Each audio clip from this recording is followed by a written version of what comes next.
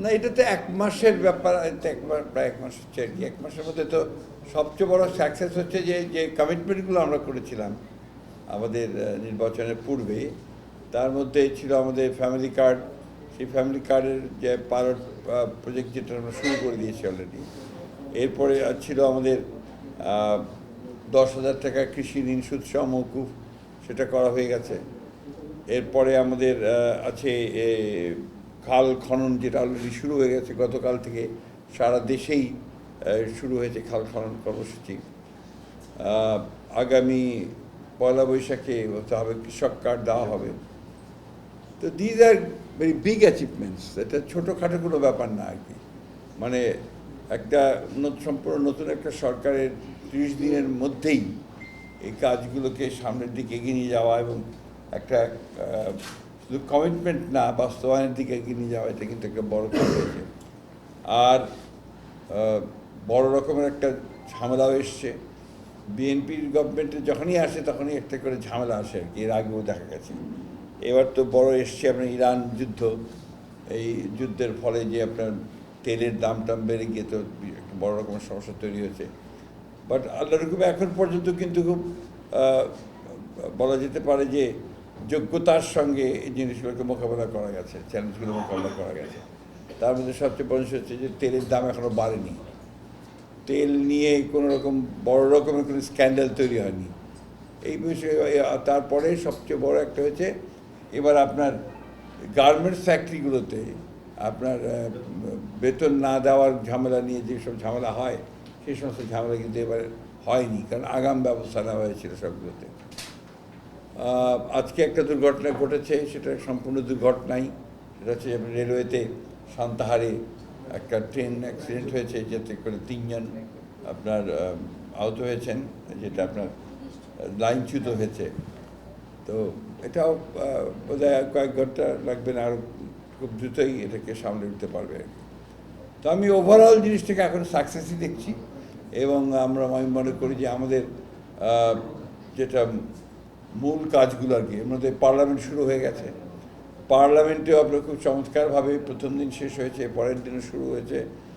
তাতে করে আপনার যে 135টা আপনার যে অর্ডিন্যান্স হয়েছিল, সেগুলো প্লেস করা হয়েছে ফর রাটিফিকেশন।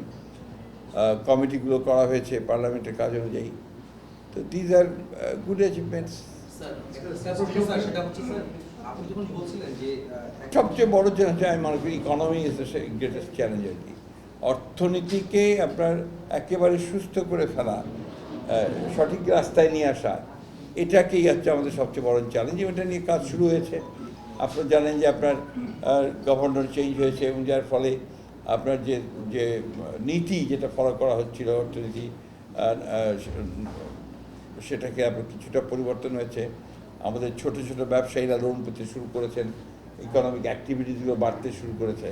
এটা একটা বড় রকমের পরিবর্তন বলে আমি মনে করি আর কি। মানে যখনই আপনার ছোট ব্যবসায়ীরা কাজ করতে পারবে এবং তারা ব্যবসা বাণিজ্য করতে পারবে এবং সাধারণ মানুষজন কিনতে পারবে, তাদের ক্রয় ক্ষমতা বাড়বে, তখন ইকোনমিক অ্যাক্টিভিটিস বাড়বে। বাংলাদেশের সবচেয়ে বড় অ্যাডভান্টেজ হচ্ছে বাংলাদেশের জনসংখ্যা। এটা একটা বড় জনসংখ্যা, এবং সেটাই কিন্তু ইকোনমিটাকে বাড়িয়ে দেয়। ও 1 টাকা করে খরচ করলেও আপনার প্রতিদিন আপনার প্রায় 20 কোটি টাকা খরচ হবে। আমি একজন বলছি, যে একটা কথা বলছি আর কি। তো এই ধরনের একটা ইকোনমি কিন্তু আপনার বড় ইকোনমি দিন দিন প্রসারিত হচ্ছে এবং হবেও বটে। আর যদি একে সঠিকভাবে থাকে, গভর্নেন্সটা ঠিকমতো থাকে, তাহলে নিশ্চয়ই আরও ভালো করবে।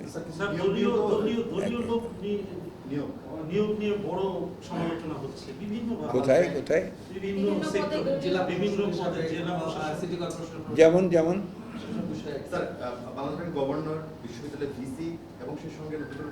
সমালোচনা তো থাকবেই। আপনার শোনেন, এখন গভর্নমেন্ট যখন পলিটিক্যাল গভর্নমেন্ট তার নিজস্ব পলিটিক্যাল দৃষ্টিভঙ্গিতে নিয়োগগুলো হবে।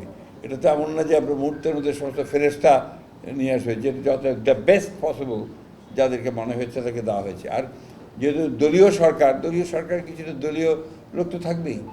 এটাকে আপনার সমালোচনা হতে পারে, আমরা সমালোচনা হবে না তা বলছি না, কিন্তু এটা নিয়ে আমরা খুব একটা উদ্বিগ্ন নই।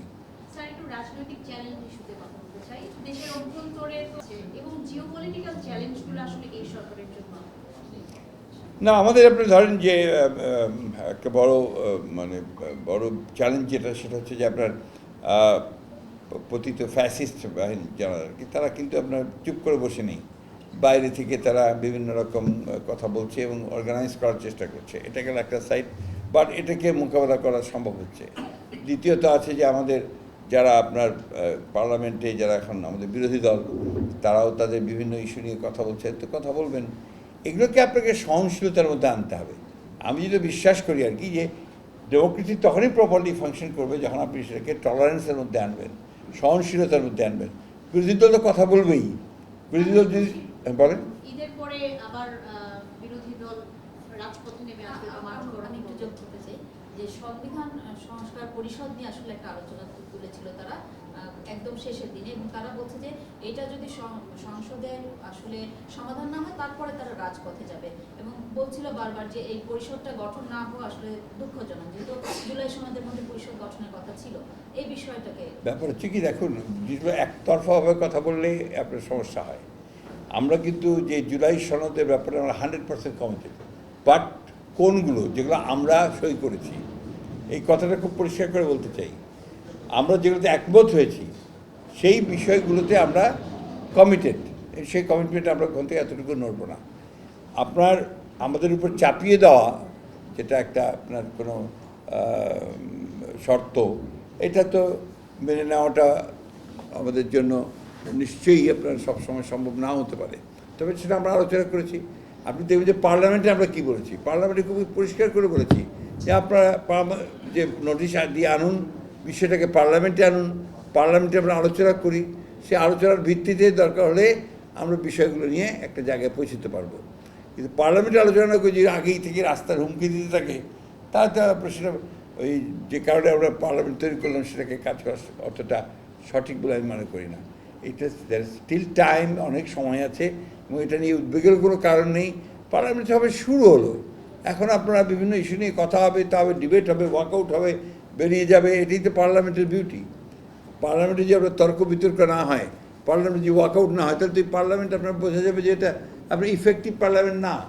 একতরফা একদল থাকলো, তারা তাদের মতো করে বক্তৃতা করে চলে গেল এবং তাদের গুণগান গেল শুধু নেতা নেত্রীদের, তাতে করে পার্লামেন্টকে আপনি ইফেক্টিভ করতে পারবেন না। পার্লামেন্ট তখনই ইফেক্টিভ হবে যখন আপনার সে তর্ক হবে, বিতর্ক হবে, ওয়ার্কআউট হবে, উত্তেজনা থাকবে, উত্তেজনা প্রশমিত হবে। This is parliament, that is the beauty of the parliament. Sir, আপনাদের আরো বড় দুইটা অঙ্গীকার ছিল আইন শৃঙ্খলা পরিস্থিতি নিয়ন্ত্রণ দ্রুত। সেটা কি আপনারা এক মাসের মধ্যে সব না, দেখতে চান? ইতিমধ্যে দেখেন বম্ব কালচারের ব্যাপারটা একদম নাই বললেই চলে। এই এক মাসে সে মবের কোনো ঘটনা, বড় কোনো ঘটনাই ঘটেনি। দুর্নীতিতে অলরেডি আর আপনার দুর্নীতি কমিশন ডিজাইন করেছে, নতুন দুর্নীতি কমিশন আসবে। আমাদের বারবার আমাদের বিভিন্ন জায়গায় যারা দুর্নীতির সঙ্গে জড়িত তাদেরকে থ্রেট করা হয়েছে, বলা হচ্ছে যে জিরো টলারেন্স, এই ব্যাপারে কোনো রকম আপোষ আমরা করবো না। সুতরাং এটা বিগিনিং, শুরু। এরপরে দেখবেন যে দুর্নীতি কত কমে আসছে। স্যার, সেক্ষেত্রে ওই বিতর্কগুলি আসে যে দলীয় লোকজন বেশি নিয়োগ হলে কি ওই জায়গায় এগুলো সেপশন আমাদের, তাই না? অতীতে দেখেছি যে দলীয় লোক আসলেই আওয়ামী লীগ আসছে, আমরা তো সেটা নাও করতে পারি। যেখানে দলীয় লোকগুলো আসবে, আমাদের আমাদের আমাদের ট্র্যাক রেকর্ড তো অতটা খারাপ না, আমাদের ট্র্যাক রেকর্ড ভালোই আছে। আর যারা এসছেন, ইউনিভার্সিটির ভাইস চ্যান্সেলর যারা এসছেন, তো পরীক্ষিত লোক, তারা অত্যন্ত আপনার একাডেমিক্যালি তারা অত্যন্ত যোগ্য, প্রশাসনিক দিক দিয়ে যোগ্য, কোনো দিক থেকে আমি তো অসুবিধা দেখি না।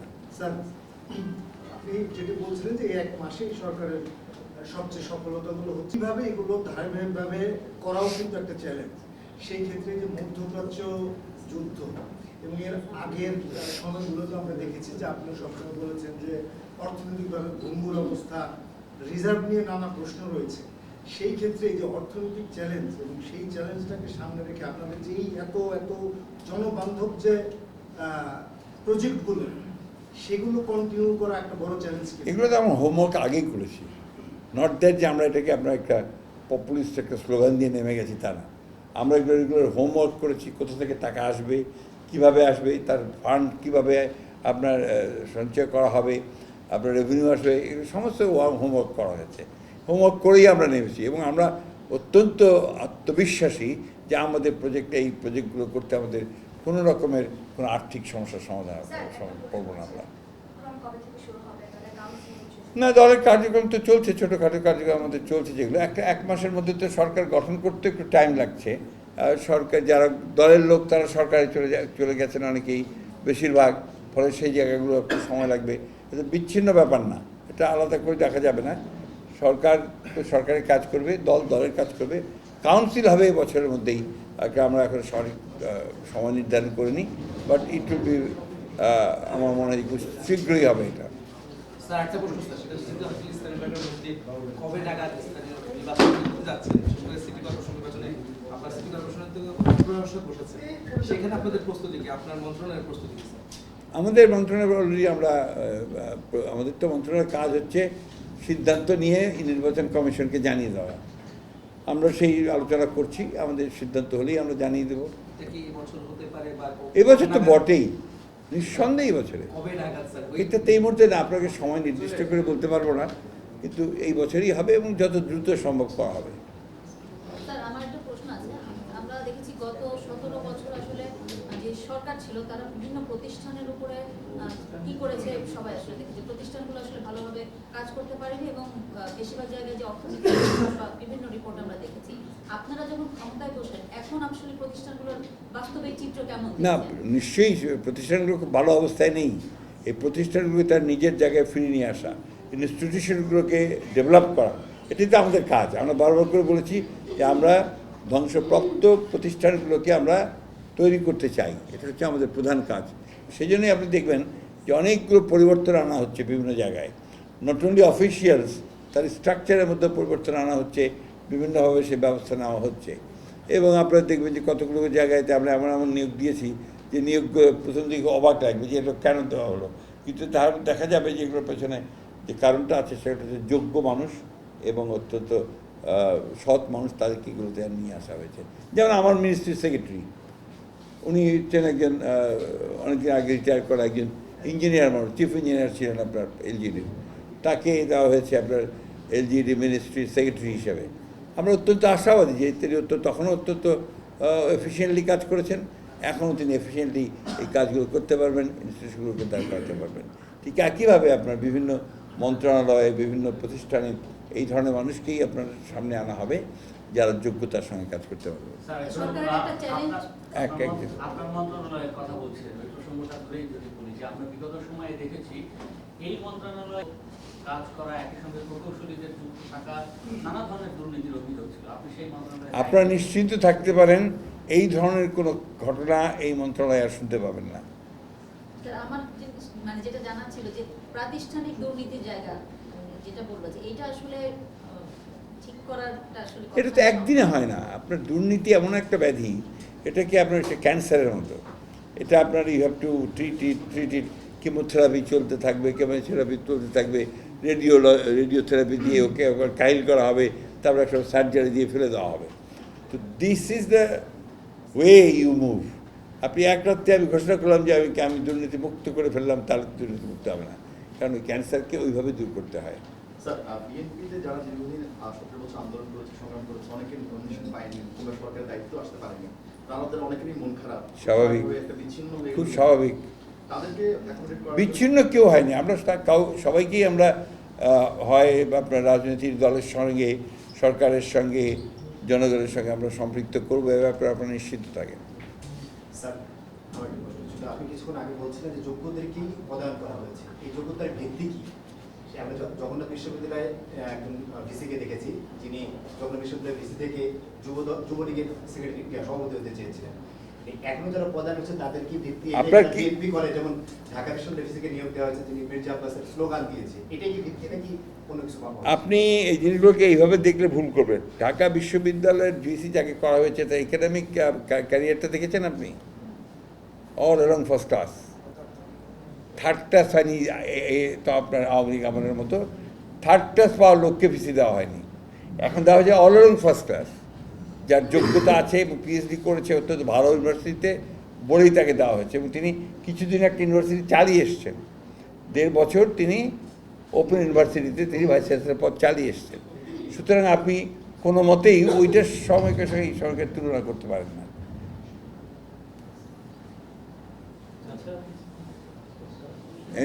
হ্যাঁ, গল্প আমিও করতে চাই। আমার তো লাইভ বন্ধ করে প্রধান উদ্দেশ্য ছিল তো গল্প। প্লিজ আপনি শেষ প্রশ্ন।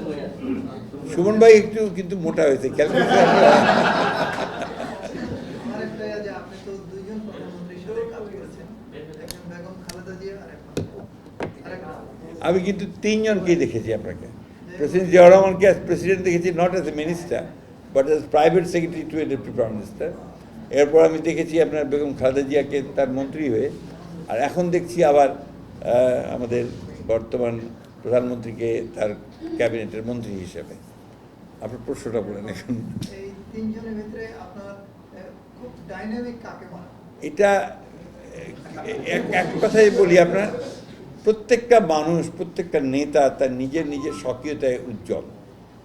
এটা আপনার স্বাতন্ত্র শখ প্রত্যেকের আছে।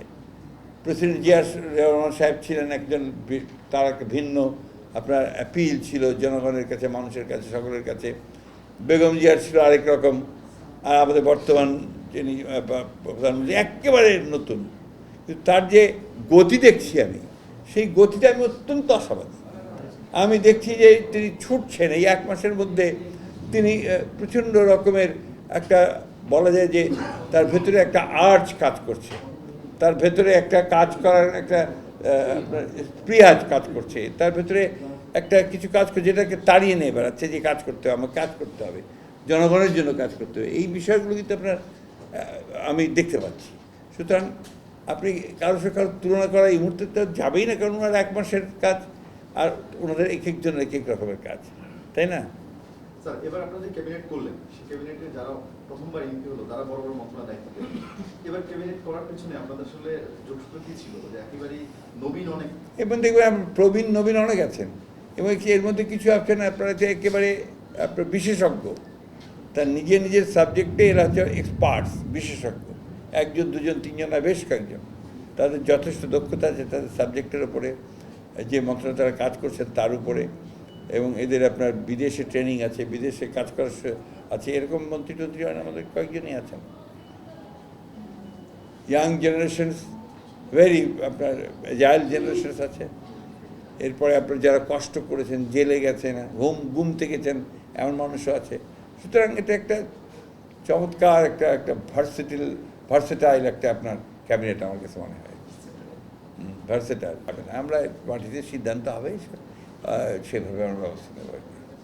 স্যার, আমরা দেখলাম যে প্রকৃত সরকার মানে আওয়ামী লীগ তো আসলে তাদের রাজনৈতিক কার্যক্রম নিষিদ্ধ, তো কিছু কিছু জায়গায় তাদের আবার কার্যক্রম শুরু হচ্ছে বা দেখা যাচ্ছে যে তাদের নেতাদের বিভিন্ন জায়গায় শুরু হচ্ছে না, এরা হঠাৎ হঠাৎ করে বেরিয়ে আসে আর কি।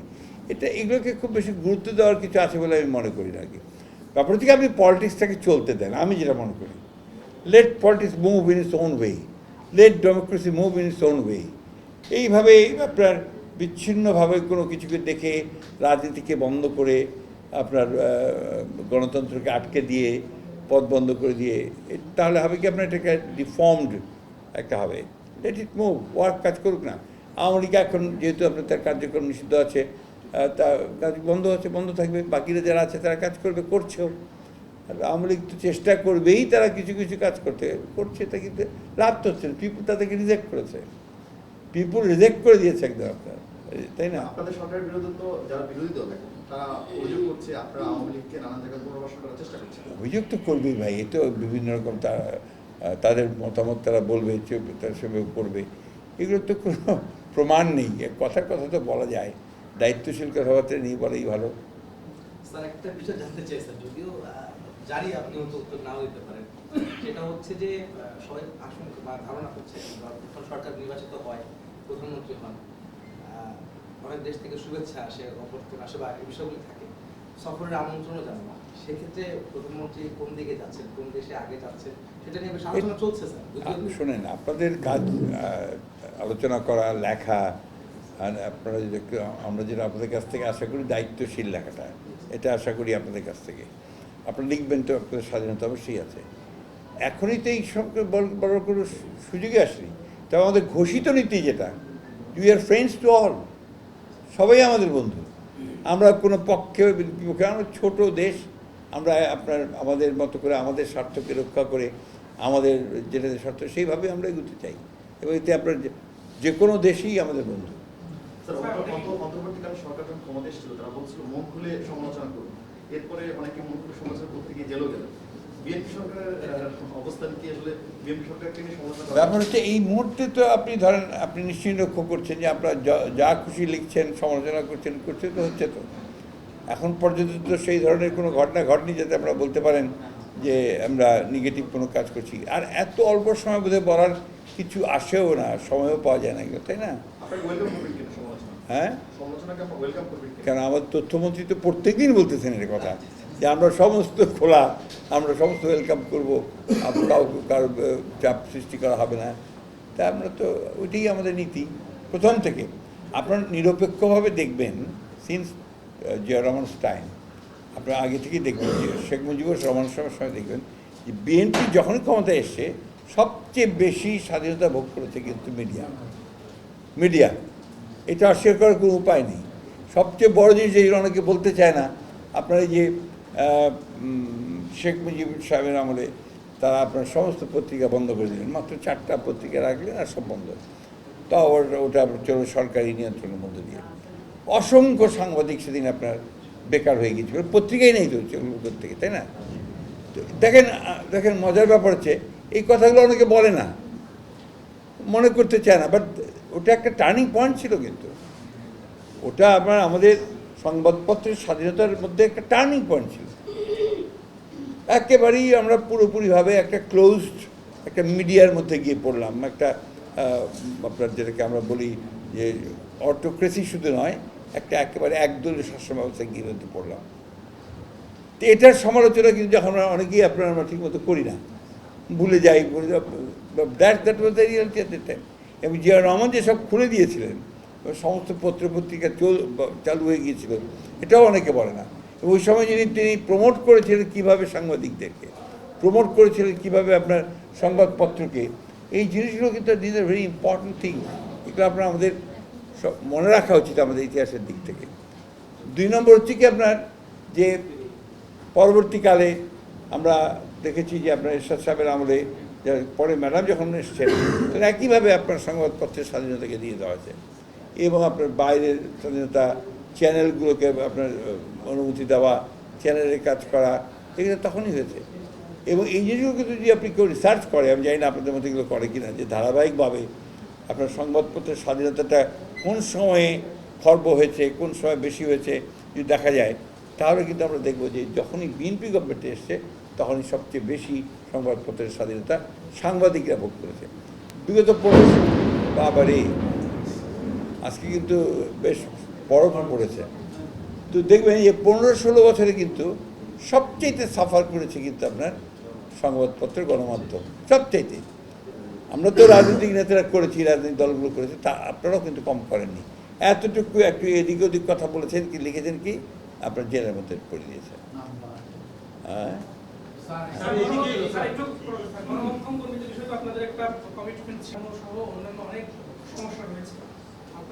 এগুলো অবশ্যই এগুলো আমরা কিন্তু এটা ঠিক বললেন না। আমরা কিন্তু গত সরকারের যে ম্যাডাম জিয়ার সরকারের সময় আমরা গুরুত্ব দিয়ে কাজও করেছি। আমরা কমিশনও করেছি, আপনার ওয়েজ বোর্ড কমিশন করেছি। আপনারা ভুলে যাচ্ছেন কেন? বাস্তবায়িত করতে সময় পাইনি আমরা, এটা তো সময় দেননি তো, অন্য গভর্নমেন্টের শিখেছে। এখন দেখবেন যে আমরা কীভাবে সেগুলোকে বাস্তবায়িত করি। হ্যাঁ হ্যাঁ,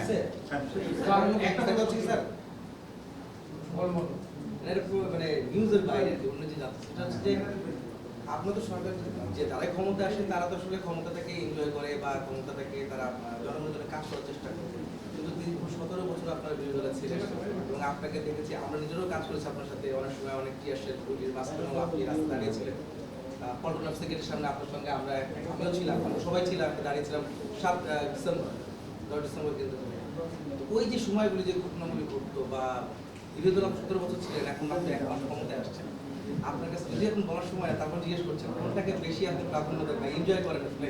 শুনে এটা তো এনজয় করার ব্যাপার। আমরা কিন্তু যারা পলিটিক্স করি, আমরা 99% মানুষ আমরা কিন্তু পলিটিক্স করি রেসপন্সিবিলিটি নিয়ে, আমাদের দায়িত্বশীলতা থেকে আমরা রাজনীতি করি। আমাদের একটা আপনার বলতে পারেন যে এক ধরনের আর্চ থেকে আমরা পলিটিক্স করি। সেই আর্চটা হচ্ছে আমাদের জনগণের সঙ্গে থাকা, জনগণের কাজ করার চেষ্টা করা, জনকল্যাণমুখী কাজগুলো করা। এটা এখন যখন আমাদেরকে অপোজিশন পিটিয়েছে, গভর্নমেন্ট পিটিয়েছে, গভর্নমেন্ট তো আমাদেরকে প্রচুর পিটিয়েছে, তা আমরা কখনো হাল ছেড়ে দিইনি। আমরা রাস্তায় থেকেছি, কথা বলেছি, আমরা কখনো হাল ছেড়ে দিইনি। মেইন টার্গেট ওয়াজ যে না, আমাদেরকে এদিকে পরাজিত করতে হবে, তাই না? আজকে যখন আপনার জনগণের ভোটে আমরা নির্বাচিত এসেছি, আমাদের টার্গেট কিন্তু জনগণই আছে, যে আমাদেরকে জনগণকে খুশি করতে হবে, উইন দেম ওভার, তাকে ভালোবাসা নিয়ে আমাকে আবার নেক্সট ইলেকশনে যেতে হবে। এই সিস্টেমটা আমরা চালু করতে চাই, যে আপনি যখন সরকারে আছেন আপনি এমনভাবে কাজ করবেন যে জনগণের ভোটে নির্বাচিত হয়ে আবার যেন আপনি আসতে পারেন। আমি বুঝতে পারছি আপনাকে, দ্যাট ইজ ভেরি ইম্পর্টেন্ট। সেক্ষেত্রে ক্যাবিনেটের ক্ষেত্রেও কি পুরস্কার তিরস্কার মানে সবই থাকবে, সবই থাকবে, তা নাহলে তো আপনি এটা হবে না। এটা ওটা সিস্টেমটাই এটা। আপনার যদি আমরা কেউ খারাপ কাজ করি, প্রধানমন্ত্রী will have every right two আপনার আমাদেরকে বাদ দেওয়ার জন্য। অথবা আমরা যদি পুরো ক্যাবিনেটই খারাপ করি, কথা বলছি, তাহলে জনগণের দায়িত্ব থাকবে 5 বছর পর আমাদেরকে বের করে দেওয়া। এই সুযোগে আপনাদের আমি একটা গল্প বলি। সেকেন্ড ওয়ার্ল্ড ওয়ারের পরে আপনার উইনস্টন চার্চিল, যিনি দ্বিতীয় বিশ্বযুদ্ধের হিরো, তিনি হেরে গেলেন ইলেকশনে। ইংল্যান্ডে ইলেকশন হলো, ইলেকশনে হেরে গেলেন। তো সাংবাদিকের থেকে জিজ্ঞেস করলো যে এই কেমন ঘটনা ঘটলো, you are the hero of second world war, সেখানে আপনি হেরে গেলেন। তো ওনার সেই স্বভাব চরিত্রে চুরুটটা মোটা চুরুট নিয়ে তিনি বলেন, the British people has got every right to kick me out of power. বুঝছেন তো, এইটাই হচ্ছে গণতন্ত্র। কীভাবে তিনি নিলেন, কত সহজভাবে, যে আমাকে বের করে দেওয়ার সমস্ত অধিকারই তাদের আছে, তারা আমাকে বের করে দিয়েছে, আমাকে ক্ষমতায় থাকতে দেয়নি। এটাই হচ্ছে আমার গণতন্ত্র। এটাকে যেদিন আমরা নিতে পারবো সেদিন দেখবে গণতন্ত্র এখানে বিকশিত হবে, মারামারি কাটাকাটি কমবে, প্রত্যেকবার ক্ষমতায় আসবো আর মারপিট করবো, আর ক্ষমতায় যাওয়া এগুলো করতে হবে না। এই সিস্টেমটা চালু করি, let us all work together. আমি কথাই বলতে চাই, যেমন আজকে আপনার হুমকি দিচ্ছে অপোজিশন যে আপনার আবার শুরু করবো। ভাই দেখেন না আমরা কি করছি, দেখেন আপনাদের সঙ্গে আলোচনার ভিত্তিতে কী হয়। এই কথা শুধু পার্লামেন্টেই কথা বলেছি, let us discuss it in the parliament. পার্লামেন্টে কথা বলি, পার্লামেন্টের সমাধানের চেষ্টা করি। সবসময় যুদ্ধন্দি মনোভাব নিয়ে থাকলে তো আপনার গণতন্ত্র চলবে না। That is the point. আগামী 5 বছর তরুণরা কেমন বাংলাদেশ পেতে যাচ্ছে? তরুণরা কেমন বাংলাদেশ পেতে যাচ্ছে তাদের উপর নির্ভর করবে কিছুটা, কারণ এখানে আপনাকে সবসময় আমাদেরকে মনে রাখতে হবে যে আমাদের এখানে হাতে আলাউদ্দিনের চেরাগ নেই। আমাদের প্রায় 4 কোটি মানুষ বেকার, তার মধ্যে 2 কোটি বোধহয় শিক্ষিত বেকার। তো চ্যালেঞ্জ ওই জায়গায়। এটাকে যত দ্রুততার সঙ্গে আমরা চেষ্টা করছি যে আপনার ইকোনমিকে এমন একটা জায়গায় নিয়ে যাওয়া যেখানে জব অপরচুনিটিস ক্রিয়েট করা যায়, ইকোনমিকে এমন একটা জায়গায় নিয়ে যাওয়া যেখানে আমরা বাইরে থেকে যে আয় করছি সেটাকে বাড়ানো যায়, শিল্প কলকারখানা বাড়ানো যায়। এটা এত দ্রুত তো হবে না, একদিনে তো হবে না। যেমন আপনাকে আমি বলি, আমি ঈদের পরের দিন আমি আমার দেশের বাড়ি ঠাকুরগাঁতে যাব। কারণ ইতিমধ্যেই প্রধানমন্ত্রীর নির্দেশ অনুযায়ী উত্তরাঞ্চলে অ্যাগ্রো বেস ইন্ডাস্ট্রি তৈরি করার জন্য একটা টিম করে দিয়েছেন উনি, ফিজিবিলিটি দেখার জন্য। ওই টিম চলে যাচ্ছে, আমরা তাদেরকে নিয়ে ঘুরে জায়গাগুলো দেখাবো কোথা থেকে আমরা কী করতে পারি। যেমন আমার ওখানে প্রচুর আলু নষ্ট হয়ে যাচ্ছে, মানে আলুকে কী করে আমরা আপনার প্রিজার্ভ করতে পারি, তাকে আপনার ময়েশ্চার কমিয়ে তাকে আমরা পরে বাজারজাত করতে পারি, সেটার ইন্ডাস্ট্রিগুলো তার টেকনোলজি আমাদেরকে কাজে লাগাতে হবে। ঠিক একইভাবে সবজি, প্রচুর সম্ভাবনা আছে। আপনার সৈয়দপুরের পাশেই এক ভদ্রলোক, আপনার সৈয়দপুর এয়ারপোর্টের কিছু দূরেই এক ভদ্রলোক একটা ইন্ডাস্ট্রি করেছেন। আমাদের ওদিকে এখন প্রচুর ভুট্টা চাষ হয়। তো ভুট্টার যে আপনার গাছটা, এটা তো আপনার ভুট্টা চলে যাওয়ার পরে এটা আপনার নষ্ট হয়ে যায়, ওইটার ছোবড়াটা দিয়ে সে আজকে ইন্ডাস্ট্রি তৈরি করতেছে এবং সেটা জয়েন্ট কোলাবোরেশন করতেছে। চমৎকার একটা কাজ হতে যাচ্ছে। তো এইভাবেই কিন্তু আমরা আস্তে আস্তে উই ক্যান প্রসিড। তো ধৈর্য ধরলে সবই পারা যাবে। আর কি এখন আমি আপনাদের সব ঈদ কি ঢাকায় না বাইরে? ঢাকায় দেখা হবে না। আমি যাবো ঈদের পরের দিন। ঈদ থেকে করতে কিছু ফর্মালিটিস আছে আমাদের। হ্যাঁ, যমুনায় থাকতে হবে, তারপরে আমাদের যে ম্যাডামের আর আমাদের প্রেসিডেন্ট জিয়া সাহেবের মাজারে জিয়ারত করতে হবে, এগুলো তো আমাদের দায়িত্ব আছে আর কি, সেগুলো